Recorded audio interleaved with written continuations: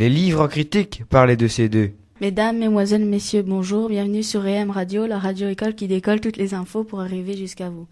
Le livre que j'ai choisi à la bibliothèque d'Erkeline s'intitule Le jumeau diabolique, écrit par R.L. Stein, composé de 144 pages. Il est apparu en 2010 aux éditions Bayard Poche.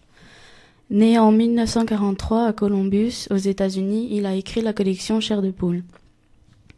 Mais avant d'aller plus loin sur le roman, écoutons ensemble comédie musicale Les 10 commandements, Mon frère. Montgomery, surnommé Monty, est un jeune garçon partant en visite chez son oncle Léo. Quand il arrive dans sa nouvelle école, les professeurs le connaissent déjà. Il se retrouve dans la salle d'art, complètement au bazar avec son ami au milieu, qu'il accuse de l'avoir mis en désordre. Plus tard, Monty rencontre quelqu'un qui lui ressemble, qui habite dans la même maison. Ils finissent par se battre pour savoir que son jumeau veut prendre sa place. Nan, sa cousine, ne le croyait pas au début, mais elle finit par trouver dans le laboratoire de son père plusieurs clones de Monty. Quand Monty arrive, il se fait enfermer avec Nan. Ils finissent par trouver le vrai oncle Léo. Son expérience avait mal tourné et son clone l'avait enfermé. Monty arrive avec Nan et son oncle à s'enfuir. Pour finir, Monty se fait prendre et emmener dans le labo.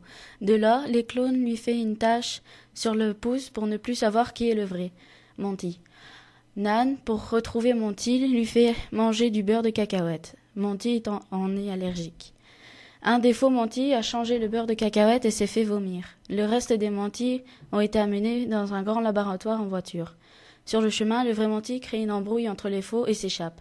Nan se rend compte que c'est le faux Monty et l'histoire se finit comme ça. En conclusion, Le jumeau diabolique est un roman d'horreur et de frisson. Je conseille ce livre pour les personnes qui aiment la fiction et l'horreur.